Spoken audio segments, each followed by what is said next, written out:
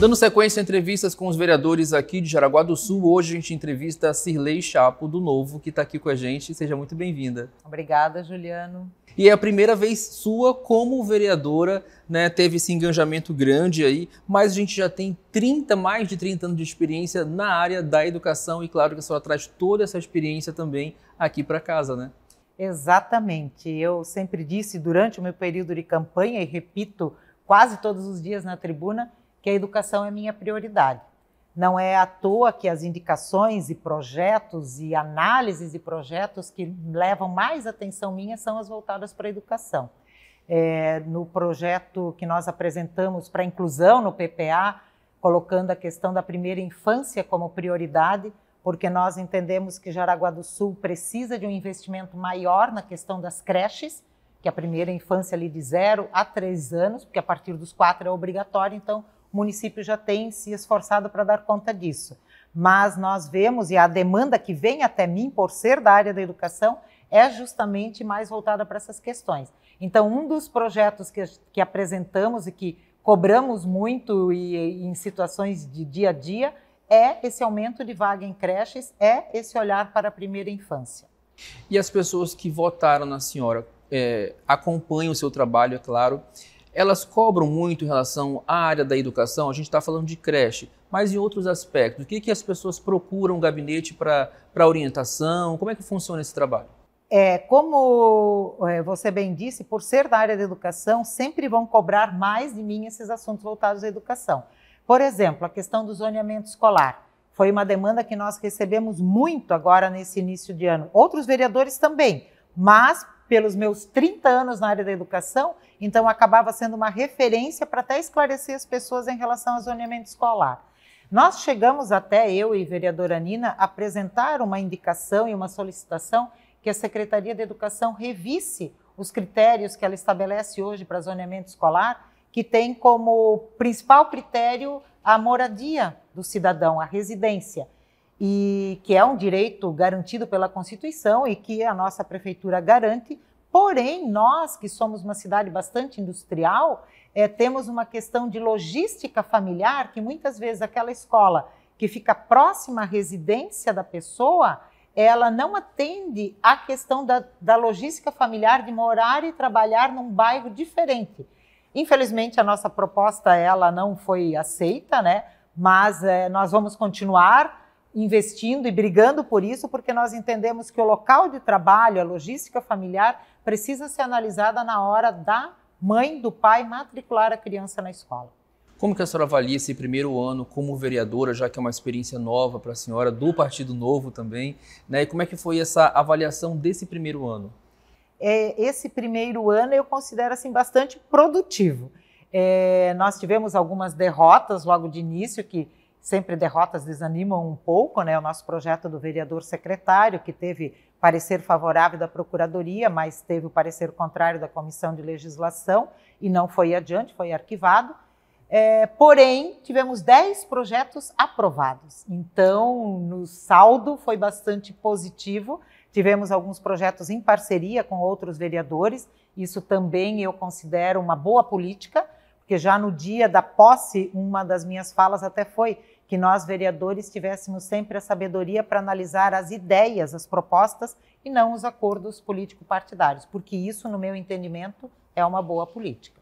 Eu queria que você falasse um pouquinho para a gente sobre oposição responsável. Então, às vezes as pessoas até elas dizem assim, o seu posicionamento me confunde, vereadora. Uma hora a senhora pede vista, outra hora defende o projeto do executivo, depois vota contra. Isso é uma oposição responsável. Eu sempre vou analisar os projetos com bastante cuidado e detalhe para eu poder me posicionar a favor ou contra, mas com base, com justificativa. E isso é avaliar a questão das ideias. Eu nunca vou ser contra um projeto do executivo simplesmente porque nos classificam como vereadores de oposição. Porque durante a campanha até alguns dos meus eleitores me perguntaram isso. Mas como vai ser teu posicionamento lá? Porque o Partido Novo estava concorrendo com o atual prefeito.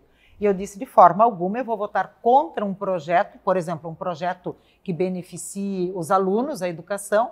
Jamais eu votaria contra simplesmente por ser de oposição. Isso é ser uma oposição responsável. E também digo que isso a gente consegue fazer porque tem uma boa equipe de gabinete, Juliano. Todos os nossos assessores analisam com cuidado os projetos, eu cobro isso deles, eles até dizem que eu sou bem exigente, que eu quero sempre saber em detalhes, porque eu entendo que esse é o papel do vereador, ele tem que fiscalizar. E quando eu digo fiscalizar, eu não me vejo como uma vereadora fiscalizando a rua, ou fiscalizando o buraco da rua, enfim, mas sim de fiscalizar os projetos, as leis, de entender aquilo que eu estou aprovando aqui na Câmara ou discordando, se for o caso. Já que a gente falou rapidamente sobre a sua equipe, vamos então falar sobre ela. A gente tem hoje um gabinete que ele é compartilhado, né? Tem assessores que trabalham em conjunto. Como que surgiu isso e qual a efetividade hoje em relação em diferenciar esse tipo de trabalho dos demais vereadores? O Partido Novo tem como uma das premissas fazer o processo seletivo para escolher os assessores. Aliás, eu mesma passei por processo seletivo, também é uma característica do Partido Novo. Os próprios candidatos são escolhidos por processo seletivo. Então, foram várias etapas para que eu pudesse ser aprovada para ser candidata a vereadora, fui e aqui estou. E para os nossos assessores foi a mesma coisa. Já em 2020, abrimos o processo seletivo, eu e Rodrigo Livramento, que fomos os 2 vereadores eleitos pelo Partido Novo, e cada um dos 2 tem direito a 2, um chefe de gabinete e um assessor, como todos os outros vereadores da Câmara. E nós entendemos que se nós pegássemos ele 2 e eu 2 assessores por processo seletivo, mas com perfis diferentes, nós poderíamos ter 4 pessoas trabalhando para nós 2. Então hoje nós temos uma pessoa da área do direito, outra pessoa da área da administração e finanças, um da área do designer, e tínhamos uma jornalista que recentemente saiu e estamos fazendo novo processo seletivo para ocupar a vaga da Caroline Sting, que ficou conosco até o momento. Então, ter esses 4 profissionais de áreas diferentes e compartilhando o gabinete, nós vemos que nós temos mais produtividade, porque eles ajudam os 2 vereadores e, com isso, conseguimos também ter essa análise mais detalhada dos projetos e mesmo das propostas. E o processo seletivo, eu penso que é um caminho para nós sempre analisarmos as pessoas com base na competência delas. Por acaso, um dos 4 era filiado ao Partido Novo, mas isso não era uma exigência.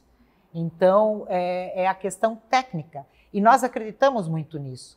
Tanto é que um dos projetos nossos, que até ainda está ali esperando uma 4ª assinatura para ser protocolado, é justamente de que todos os cargos da prefeitura se avalie, se analise, os cargos comissionados, a questão técnica. Que a pessoa ou tenha um conhecimento vasto na área ou que tenha habilitação, formação naquela área. Porque aí, Juliano, se deixa de fazer aquela política por meramente indicação política, alguma situação de apadrinhamento, enfim.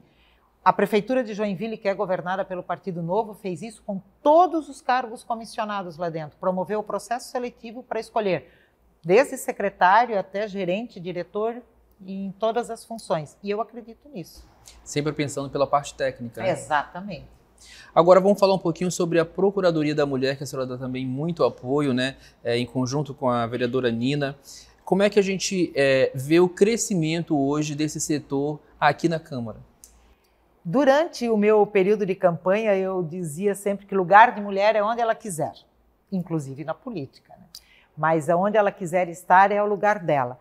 E quando encontrei a vereadora Nina aqui, fiquei muito feliz de ter mais uma mulher eleita, hoje somos 2, né? Então, entre os 11 homens.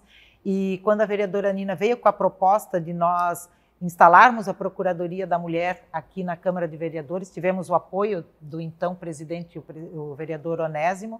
Eu fiquei bastante feliz porque vinha ao encontro de uma proposta minha já durante a campanha de dar mais visibilidade às mulheres, não só às mulheres na política, mas a todas as questões voltadas às mulheres. E hoje nós temos algumas políticas públicas voltadas às mulheres e que a própria mulher desconhece. E esse é o papel da Procuradoria, dar visibilidade para toda a rede de atendimento que hoje há para a mulher. Algumas pessoas associam, a Procuradoria trata só das questões de violência contra a mulher. Não. Na Procuradoria, questões relacionadas à educação, à saúde, ao idoso, que são geralmente temas que acabam envolvendo mais as mulheres, são a temática da Procuradoria.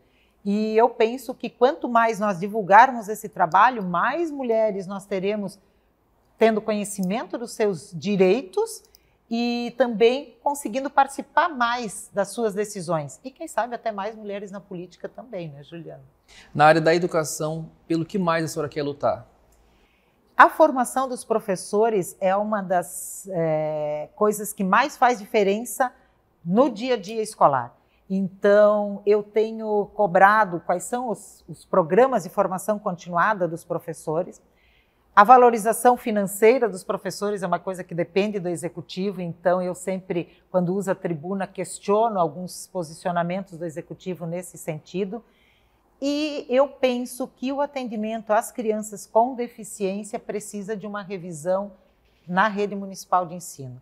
Eu penso que hoje elas teriam que ter um atendimento melhor, não só o professor regente e esse profissional de apoio escolar que foi contratado agora no final do ano, início deste ano, mas uma temática que eu e a vereadora Nina até propusemos que fosse incluído no PPA, a possibilidade de, nesses 4 anos, a Secretaria de Educação analisar ter um segundo professor para trabalhar com as crianças com deficiência.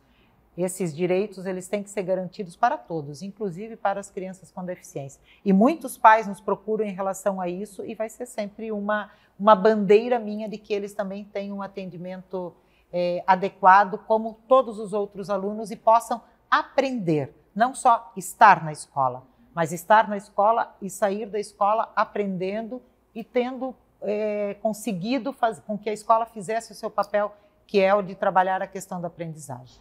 Para a gente terminar a nossa entrevista, o que a população pode esperar da vereadora para esse ano de 2022?